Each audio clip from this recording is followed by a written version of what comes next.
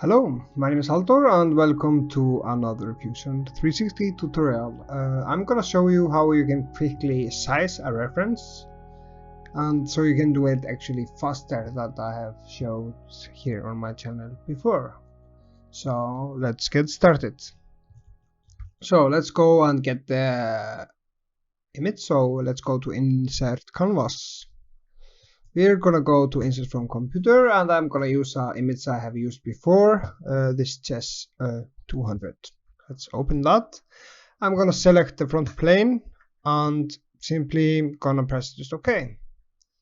And this is way too small, and we can also both check how small it is and resize it at the same time. So we're gonna click on the chess here. We're gonna right click and we're gonna calibrate. And that means we can actually click on 2 points on the image. So I'm gonna click on here and here. Let's try to make it.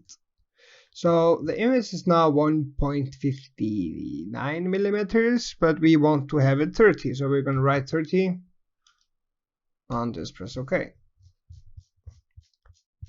So now this should be good. We can double check by doing again calibrate. Gonna check the height,